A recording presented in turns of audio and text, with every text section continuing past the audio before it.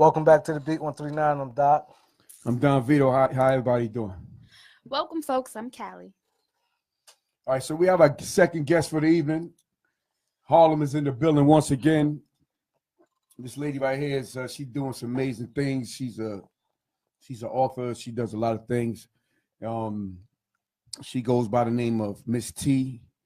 She has a book out titled Harlem Heroine, and she's also has a lot of stories to tell. Just like my man Gang Salute just left. We got a woman's version of Harlem back in the days and right. coming up to now. Don't let the pretty face fool you. This lady right here, she about her business, and we love Harlem. We support Harlem. So, Miss T, just tell everybody, where you from and a little bit about your past, and we'll bring it on up. All right, I'm from Harlem, 134th and 8th Avenue. Okay. Well, my book is a Harlem Heroine, or Heroine is a double meaning. Heroine describes the street life, the game in a whole, and heroine is the fact that I'm able to sit here today. Wow. And it's based in the 80s and 90s, and I've seen a lot, I've been through a lot, and I'm here. Yeah. Blessings. So, where did it all start from you? What inspired you to start writing about the street tale? Tell the people like your past, how you grew up a little bit. I grew up in a 2-parent household, was given everything, but the street life is what drew me to the streets. Like, I didn't have to be out there. Mm-hmm. My father was a businessman. My mother worked, in a hospital doing nursing. So, but just the lights and, like, I describe Harlem as the stage, and just being out there. And I love the money. So, I started hustling real early, not because I had to, I made the choice to do that. Right. Because I tell people all the time, and I talk to, older people who have children, sometimes you could give your kids the best. You instill certain things in them. Facts. But if those outside influences is calling them, that's it. But we will always remember what we were taught. So, but, I loved money and I wanted to hustle. So I started hustling early. And, that's what my book is about, or my life is about, hustling and dealing with certain men in the street who were very well known or, in some way very influential to the game. What you mean you started hustling early? What you talking about? Started selling dust. Give us a story. You want to hear a little story. Started selling dust on 123rd. Anybody who knows 123rd Street legendary. is absolutely. So, that's like the mecca that it wasn't just the PAL, some other things going on. No. Yeah, it's the mecca of the dust. Yes, Right. it is. Yes, it is. In my hood. Yeah, absolutely. Three stripes and all that type of stuff. But good. Right. So, I was down there with my little skinny self, with my little Louis Vuitton bag full of dust called dynamite. Okay. So that's where it started at. And like he said, 123rd is legendary. You had, some people might think it's 116th Street, but it was definitely 123rd. But at the time, I really didn't know who I was really around. I just knew it was crowded. Right. It was packed out there and everybody was hustling. Right. And that's how it started. Yeah. Because that block known, so when you say 123rd, okay, that's a dust block. Like, yeah. That block, when it comes to that, 123rd, yeah. In Harlem, it was too many dust, like, 7th. known blocks. Like, there's Yeah, that block, 23rd Street, block, yeah. Boy, 116. Yeah. When you said I'm going 23rd Street, if they knew what it was, you had to say no more. That says the ones who come from, like, Yonkers, Mount Vernon, yeah, they know, like, 123rd. Like, and what was that like? To me, it was exciting because, again, I was out there with everybody else hustling, doing what I wanted to do, and getting some money. My uncle, actually, Wild Al, rest in peace, he gave me the dust, and I was out there. Right. Yeah. So it was more like the excitement for you, right? Yeah. Your own moves, your own time, the money. Yeah. All right. So do you ever do any time behind? Do you ever get caught? No, I never got caught for that. I've been under investigation and followed under physical surveillance for other things. Okay, we don't have to talk about that. So you grew up in back in the days when Harlem was real. And a lot of people was getting money, and you started getting money, and so once you started getting money, so how did you feel? You seemed like that money. I don't always felt good, but I mean, I was getting a little something, but I always ended up with a guy who was out there doing their thing. Okay. You know, the first guy that I dealt with at 16, he was getting money in Richmond, Virginia, Washington, D.C. Right. You know, I had my first MCM bag in the 80s, like 86. So, Right. you know what I'm saying? I was them bags is back then. right. They came back out. And they came from DC. That's where they, you know. Yeah. But yeah, you know, I've always ended up dealing with a particular person that was in the street who was doing their thing. Yeah. So what would you say, what was the change in you after, you know, you started doing your own thing prior to when you wasn't? I always was in that life. If it wasn't me doing it, again, I was with, you know, someone who was. Yeah, you know, the Fritz era, you know, different eras. So yeah. Right. So in your book, can you explain to people like the details of, you know, is your book? Well, actually, I wrote the book because I lost my brother in 2000. Who's your Baby brother? J, Okay. Jermaine. So everybody kind of know who he is or who he was, and his death almost killed me. Like I never felt pain like that before, you know. To the streets. Oh yeah. So you know, like 5 years later, I was still hurting. Moved to Atlanta because I was like going crazy. But you know, I said, you know what, I'm gonna write a book. But within writing it, it was therapeutic. But I realized that I had a story to tell because so much had happened to me. You know, in the 90s, I had been shot.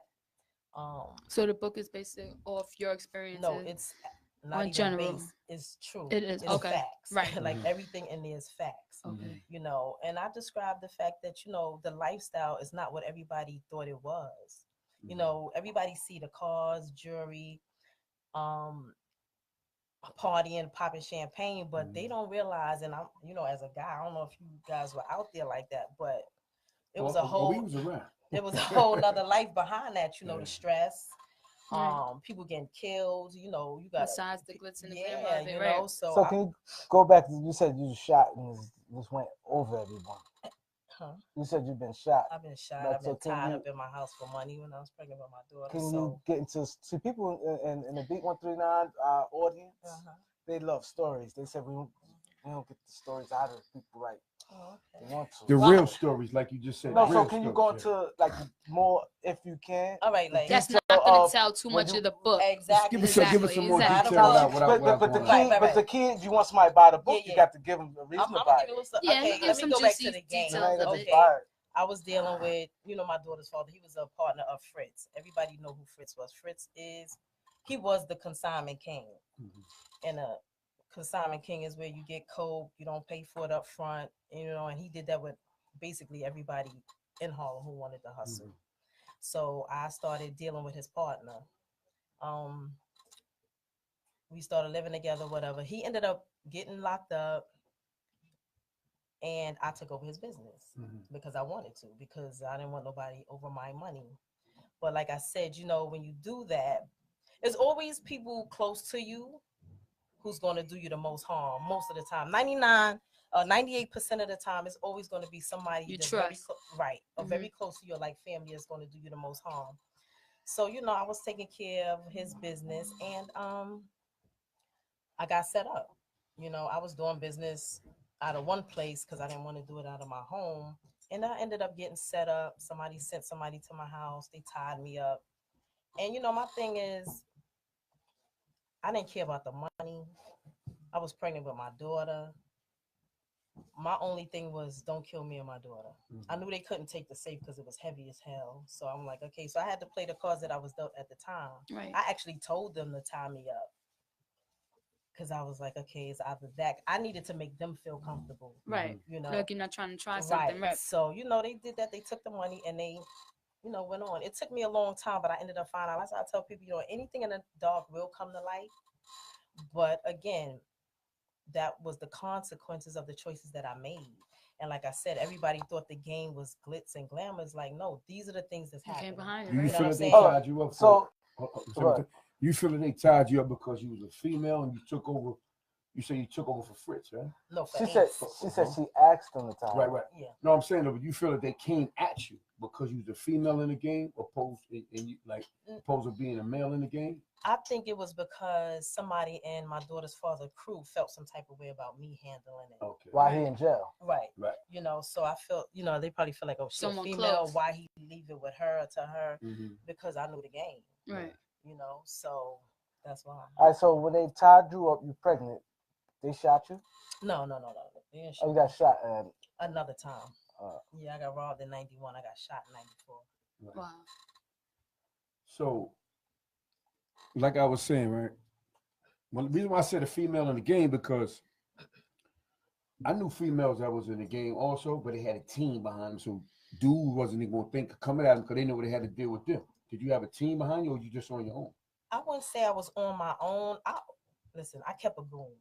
Mm-hmm. I kept a Right. team of somebody who I knew that I could go to. There you go. The people that I had hustling, Mm-hmm. they wasn't built like that. Okay. You know, after I got robbed, then I went uptown. Right. You know, everybody know Lou Sims. Yeah. That was my ex, but I could still go to them and say, listen, this is what happened. And this is what I need done. Mm-hmm. Had I found them, you know, because I Right. put it out, this is what I want to happen. You know, but I always kept somebody. So Always had somebody. So you said your boyfriend was Fritz's partner, so you just kept dealing with Fritz, right? It stayed the same. Well, if everybody know the story of Fritz, Fritz wasn't really himself. He ended up getting sick. You know what I'm saying? So he really couldn't. At this time. At this time, he's the one who told me to buy the safe in the first place. Mm-hmm. So yeah, I mean he was there, but I couldn't go to him for help. Right. You know, I had to go uptown. You know, and that's it. Right. So what made you like? I don't want to know how long you was in the game, but what made you say, you know what? Let me leave this alone. After my little brother got killed, Baby the J. streets was not fun for me anymore. That's like the game wasn't fun. You know, it just wasn't. So Baby what J, it your was. biological brother? No. Jermaine. It's on Harris, right? No, Baby No, J. you talking I know about Baby J. Jermaine and Yeah. No. I met Jermaine when he was 15. He started going with my little sister. But even after they broke up, like we were family. Okay. Like he held me down and we held him down. So we was thicker than blood. Yeah, and anybody who know him and know me know that. He got killed out of town, right? No, he got killed out. Yeah, Lennox Terrace. I thought it was down in NC or some shit like that. Nah, he got killed here. So he's in your book? It wouldn't be a book if he had not died. Okay.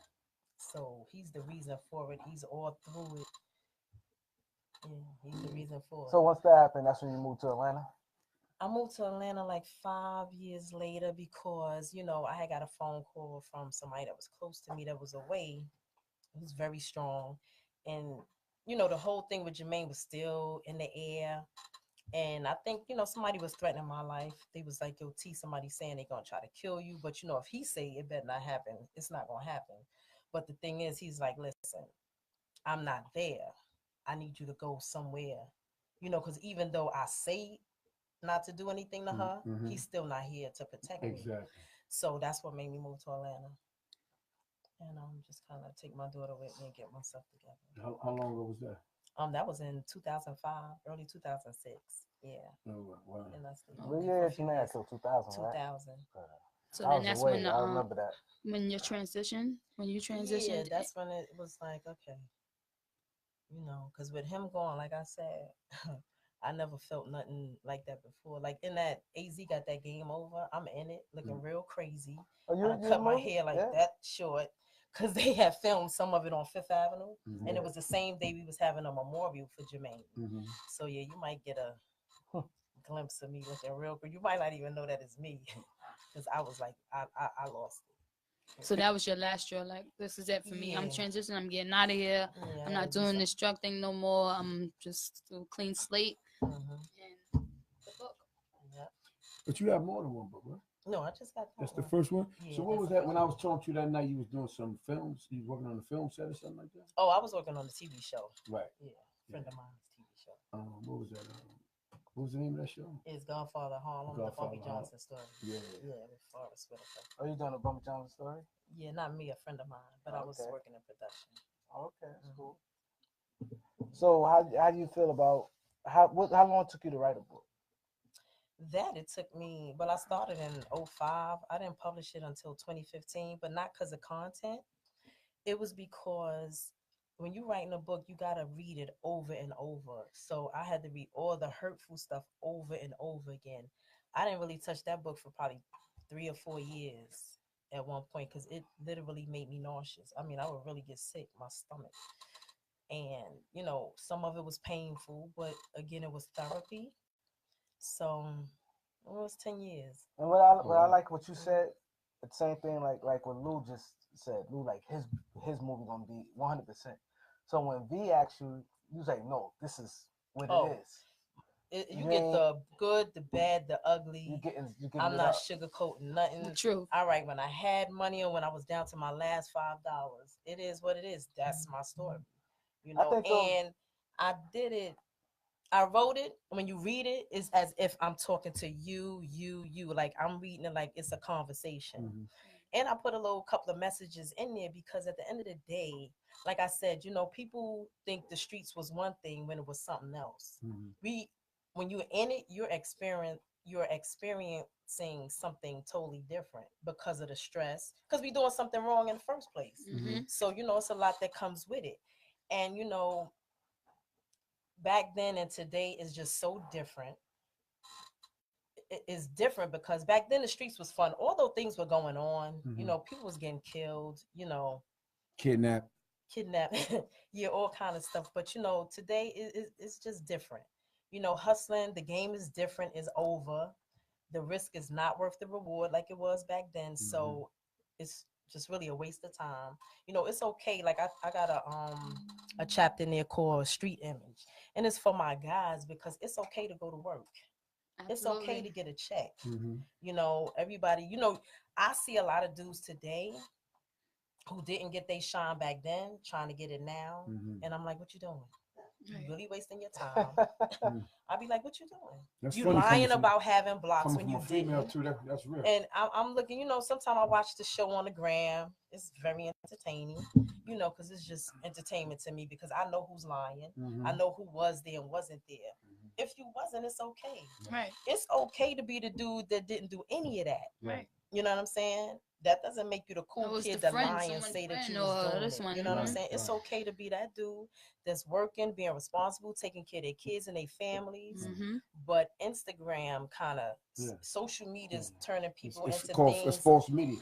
Yeah. But you want to hear something though? To add on to what you're talking about, like when just before Lou got off the show, like he said, back in the days, it was love in the streets, and everybody was getting money. There's a lot of drama going on, but everybody's getting money, and you know who was getting money because names was out there, blocks was out there. If you was going out of town, that was out there. We used to talk about it, you know why? Because everybody was good. So, yo, where you at? Yo, I'm over here. Where you at? It was now.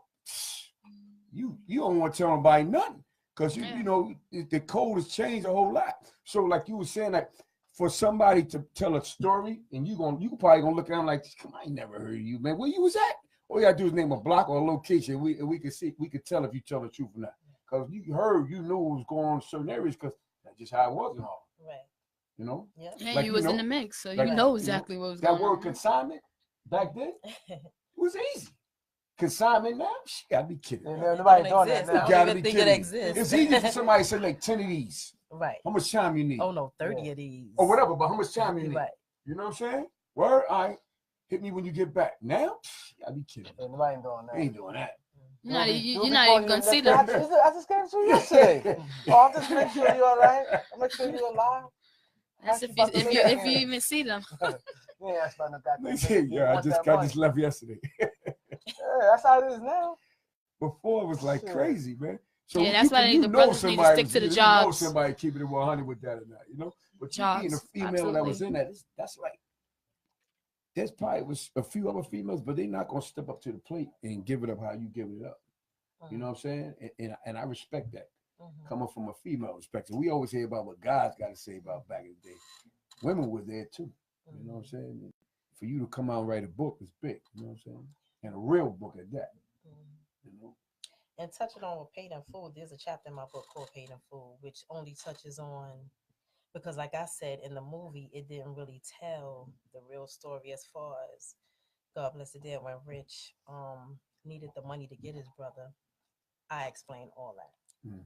because my daughter's father, Fritz, is the one who spoke to Rich and gave him what he needed to get his brother back. But everybody know the outcome of that. But yeah, Wow.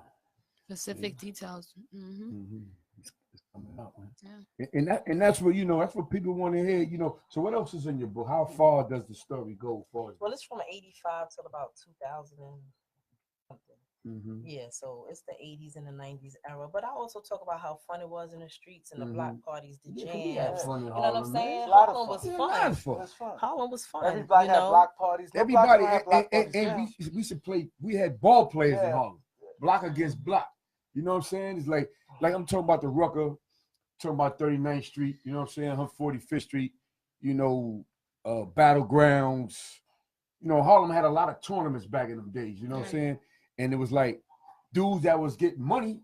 They were like the Stearns and all that. Like dudes that was getting money paid for finance the team to play against the next team.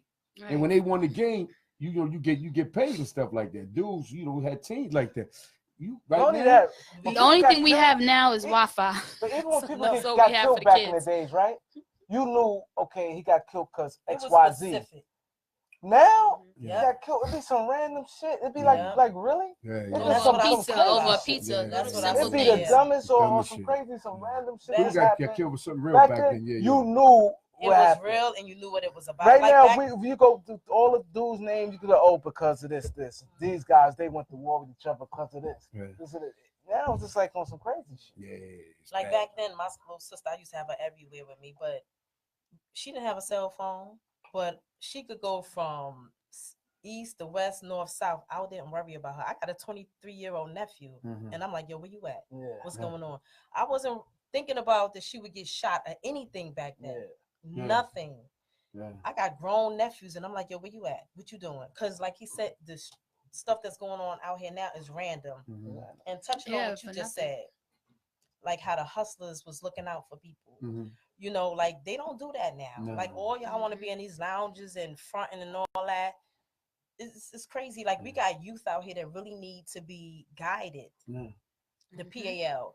It was a guy, my brother-in-law, he said it was a guy that worked at the PAL. He went and got money from the hustlers on 23rd Street, Mhm. and everybody had sneakers. Everybody had their basketball jerseys. Mhm. The hustlers paid for everything. Yeah, he did. Right. They don't have that now. You No. know what I'm saying? I remember my daughter's father, he used to give block parties on 129th, knapsacks for back to school filled with all the school supplies.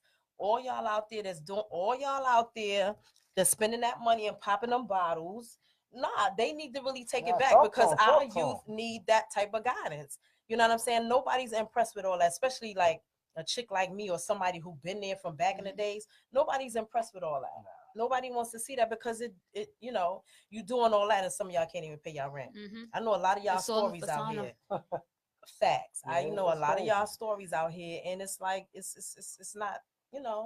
But it's really it's a front. These people, they come with the bottle, they spending their rent money in the clubs. They're going back home, not really having much of anything, living with their parents still, their mom, their father. Like it's messed up in how the society is right now, especially for our black men, because what they have to look up to is so small. Like, because what they see, they're not seeing men working, even though of course we have our working men, but what do we see mostly, especially in Harlem, where our kids is growing up, where our kids is going to school? What are they seeing? Nothing. When our brand ambassadors, I have a question for you. Being that nowadays we hear a lot of people being indicted, brought up on charges on things they say in music or social media, will you curb some of the things that you say in your book in relation to yourself? Okay, explain that. See that? Like you have, nowadays people they're getting indicted on things that they say in their music, like okay, Bobby Shmurda, Kai 6ix9ine, or on social media, people, the feds are actually in some people inbox? Oh no, they in everybody's. They Do you think that will that affect some of the things you say in relation to yourself in the book? no, not at all. I told everything. It didn't. I wasn't really worried about anything that I wrote. Um, it's like one person's name I left out of the book because his death still might be a cold case, and I didn't want to get questioned about that just in case. But everybody that I did write about, I either wrote them if they was away or called them, and they was like, "Yo, Black, do what you got to do." They gave me their blessing. I didn't have no problem. So but yeah, I kept everything. Everything that happened is in there. Yeah. I mean, I don't think I get locked up for selling a couple of keys in the 90s, can I? Nah. I hope not. You safe. It is a Now you safe now. It's Nah, it's a it's statute of 2019. limitation. long Oh, as okay. you ain't about no bodies, you Oh. good. Exactly. Some bodies. They that's cannot what come I'm back. saying. Yeah, that's That's it. Okay. But yeah, everything's in So you say everything is in it. there. Sex, Do you money, murder. would you like your book to turn into some type of movie, something like that? I was somewhere offered around? that 2 years ago, and I'm still talking to the person because, like you said, I don't know them. Somebody called me on a 3-way with them, and they was like I've never read anything like this from a female perspective. Mhm. He said, "You got to let me do the movie." So we still talking about that. You ain't bring no book with you? I did, and I left them in the car. I thought he had his Yeah, copy. but that's so I mine, could- though. Yeah, I know, but but no. Oh, we have a caller. Uh-oh. Caller? Hello. Hello. Yes. Hi. Hi. Is this the show? Yes. Hi. This is Cheryl. Hi, Cheryl. How are you? Hi, Cheryl. This is Cheryl from the Fine Eyes Book Club. I just want to say that our book club read the book, and we loved the book, and we also spoke to Miss T. She came to our book club meeting, and we had a beautiful time. Hi, Cheryl. I remember. I love those girls. Yeah, I went out Yeah. to Jersey. And listen, what I love about the book is that it's a female perspective, and I really think that it would be great to have a movie off of that book to see the female side. Every time we see a movie about this stuff, it's always from a male perspective. I want to see it too, Cheryl. We definitely thank you for calling. You gonna share the video on Facebook? Yes, I am. Of course, I am. Yeah, we love that thanks support. for having Miss T. We love her, and thanks for taking my call. Nah, definitely. I'm glad you called. All right, thanks. Bye. Yeah, that's love right there. Yeah, that's cool. That's love Yeah, right because there. like I was saying, the female perspective is big because you don't have too many females that's like giving their opinion on how things come. It's always the guy part, but women were over there, always there. Mm-hmm. If they wasn't counting the money, if they wasn't helping the dude move it around, I'm gonna tell you right now, and I ain't gonna put no names out there, but if it wasn't for a lot of women, a lot of dudes wouldn't have got no money. But because women help move that money around, right, Lou? Women help count that money. Women help get it to where it needed to go, straight up. Because dudes ain't want to do it. They get a girl for whatever reason, and they, give her XYZ amount of dollars and to get where it got to go.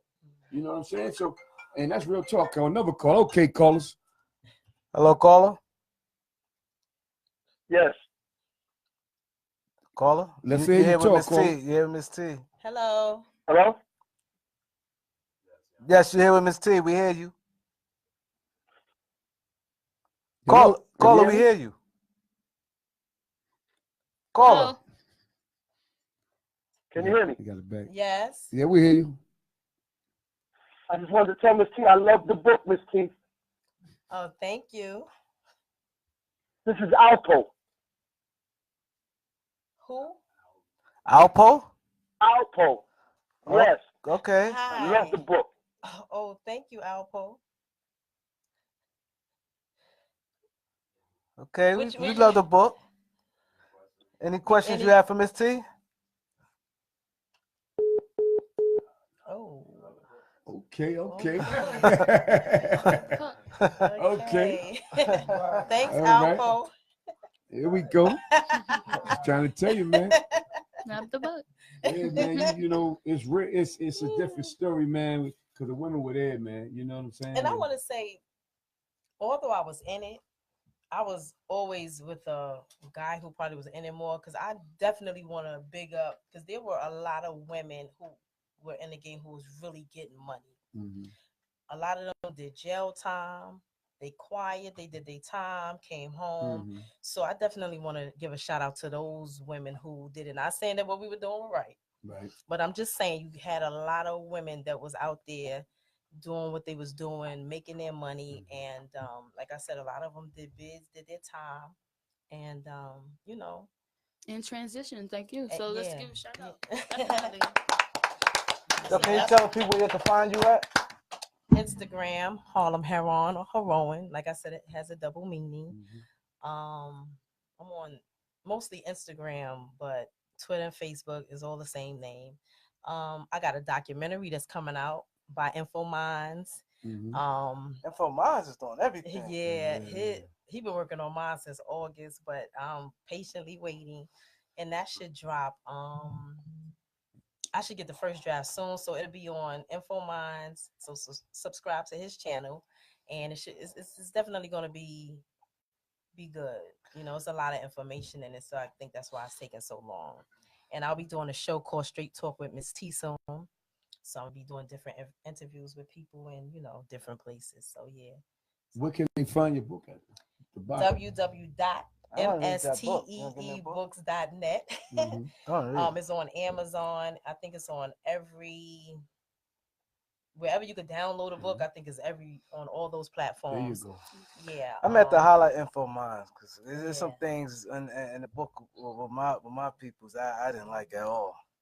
Like, I am not too much of a talker, but I don't know. I just don't like it had too many views for it to be some bullshit. Oh, so, I don't know. You know. But yeah, www.msteebooks.net. I also published another guy's book, Pound Game. So, I mean, I own my own publishing company, so I publish some other people's books too. So yeah, Pound Game by Adrian Dulon. It's an urban fiction book, but it's pretty good. And part 2 will be out soon. And where can we stay tuned in to all your upcoming new events? Instagram. I post everything what on is that? Harlem_Heroine. We definitely need y'all people to share this. Share this video, share Gangsta Lou, share everything for just get these stories out here. Exactly. We got some Harlem legends in the building. You know, we appreciate y'all coming through. The stories great was story. Great stories, and we needed that. We need to touch on Harlem a little bit more. But I want to make a little announcement. So, you know, this is my month, you know, this is Aquarius season. I got to put that out there, you know, and Saturday, hold up, champ. Let me do what I do. This Aquarius season, man. And Saturday, I got a big party at S&K's, you know, formerly known as 9-8 this Saturday. I want y'all to come out, show support, and come party with us. You know, it's my birthday, but the Beat 139 family gonna be in the building. Cause whatever I do, I represent the Beat 139. Everybody know that. So y'all come on out. Don't say I ain't tell y'all. Don't say you ain't see it on the gram. You know what I'm saying? Don Vito birthday party. You know what I'm saying? At S&K's this weekend. The B139 family gonna be in there. We just gonna have a good time. We need to get together anyway and party a little bit. You know what I'm saying? Bond. You know what I'm saying? I think it's a good thing. Tell me what podcast you on. Absolutely. Oh, the Beat 139. The Beat 139. Beat 139. We want to say congratulations. We want to say thank you to Gangsta Lou one more time and Miss T for coming to the show. Go get that book. Get your book. Get your book.